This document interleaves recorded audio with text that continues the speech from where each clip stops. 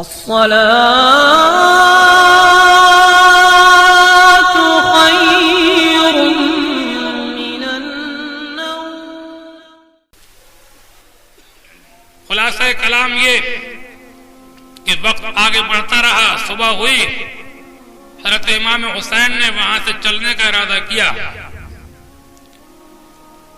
आपने वहां से उठ करके अपने काफिले को लेकर कुछ चलने का इरादा किया और ने फिर आपको रोका। कहा मुझे हुक्म है कि ना आपको शहर में जाने दूं ना पीछे वापस होने दूं। इमाम ने फरमाया कि मुझे जाने दो। उन्होंने कहा नहीं। आपके साथियों ने, कुछ लोगों ने कहा कि इनसे लड़ना हमारे लिए अभी आसान है। इमाम हुसैन ने फरमाया कि अपनी तरफ से हम जंग नहीं लड़ते और से कहा कि हमें कुछ तो चलने दो। कहकर के आप उठे और खामोश हुआ और आपके पीछे पीछे अपने फौजी दस्ते को लेकर चल पड़ा। थोड़ी दूर इमाम चले थे, एक चटियल मैदान में आप ठहरे। उन्होंने कहा कि अब आप ठहर जाइए, मेरे लिए हुक्म है कि मैं आपको आगे न बढ़ने दूं। हज़रत इमाम ने वहां पहुंच करके लोगों से पूछा कि आखिर ये मैदान है क्या? किसी ने बताया कि इसका नाम नैनवा है, मकाम तुफ़बी से कहते हैं। क्या इसका और भी कोई नाम है? तो बताया गया कि हाँ, इसका एक नाम करबला भी है। हज़रत इमाम वहां पर ठहर गए, अपने लोगों को हुक्म दे दिया कि कजावे खोल दो, ऊंटों को बिठा दो, खेमे लगा दो। करबला, सुभान अल्लाह, मकाम करबिम व बला, मनाखुर काबिना व महत्तु रिहालिना व मक्तलु रिजालिना। इमाम फरमाते ये करबला है, ये करबो बला मुसीबत की जगह है। मनाखुर काबिना, ये हमारे ऊंटों के बैठने की जगह है। महत्तु रिहालिना, यही हमारे कजावे खोलने की जगह है। मक्तलो रिजालिना, और यही हमारे मर्दों के कत्ल होने की जगह है। करबो बला है नाम इसी रेगजार का, करबो बला है नाम इसी रेगजार का, जिंदा यहाँ से बच के कभी हम न जाएंगे, होगा यही शहीद हर एक मुस्तफा का लाल, और लाश अपने कांधे से हम सब खिलाएंगे। कजावे खोल दिए गए, ऊंटों को बिठा दिया गया, खेमे लगा दिए गए। इमाम हुसैन ने करबला के मैदान में क़याम फरमा लिया। दिन आगे बढ़ते रहे, तारीखें गुजरती रही। समझा, बराबर मुसलसल कूफे से फौजों पर फौजें, दस्तों पर दस्ते आते रहे। लश्कर की तादाद वो लोग बढ़ाते रहे।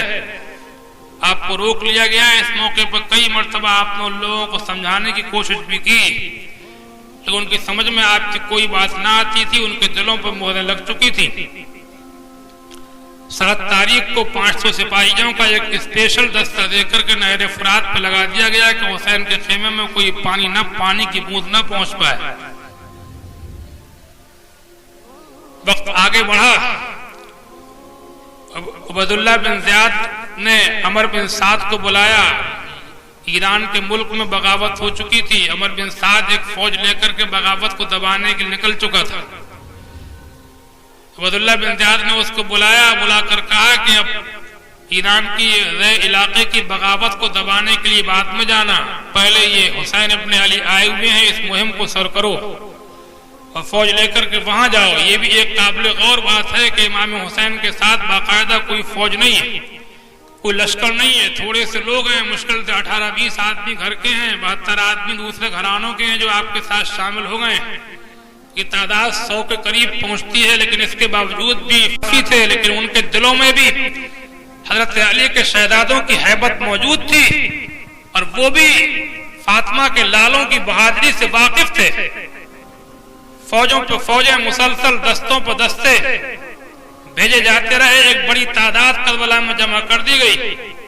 अमर इब्न साद को बुला करके इब्न ज़ियाद ने जब ये कहा तो अमर इब्न साद ने मना कर दिया कि मैं रसूलुल्लाह के नवासे के कत्ल में अपने खून में अपने हाथ मुलव्वस करना नहीं चाहता, मैं अपनी आखिरत खराब नहीं करूंगा। या एक बात ये मैं आपको बता दूं कि आदमी सब कुछ जानता भी है, लेकिन ये लालच, ये हुकूमत, ये दौलत, ये इमारत बहुत बुरी चीज है। ये नहीं समझना चाहिए कि ये हमारे अपने साथ ही है, बल्कि अपने आप को भी देखना चाहिए कि अल्लाह ताला हम लोगों को भी बचाए।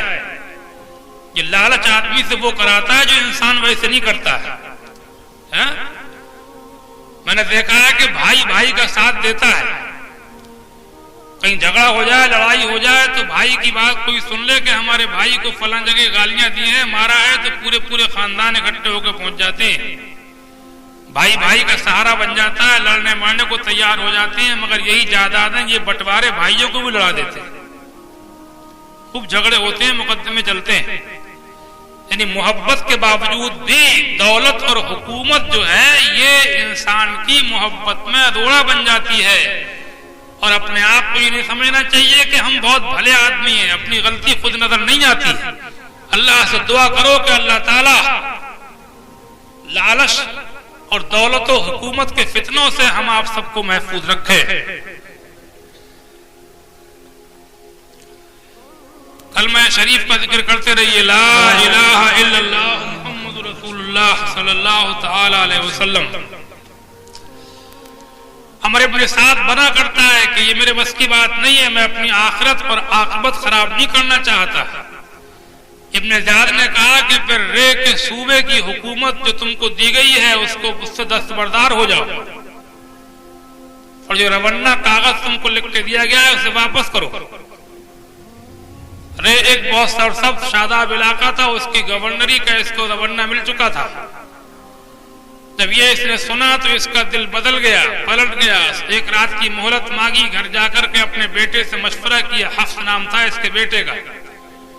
उसने मशवरा दिया कि अब्बा जान, ये भूल करना अच्छा नहीं है, इतने बड़े इलाके की हुकूमत की गवर्नरी छोड़ना सही नहीं है। हुसैन के मुकाबले पर जाइए, इस मुहिम को सर कीजिए, हाकिम का कहना मानिए। सवेरे को आकर के फैसला सुना दिया हमारे अपने साथ ने कि मैं इस मुहिम को सर करने के लिए तैयार हूं। करबला की तरफ को रवाना हो गया। ये हमारे अपने साथ है, ये खानदान कुरैश से है। साद इब्ने वक्कास जो हुजूर के फूफीदाद भाई भी थे, उनका बेटा था।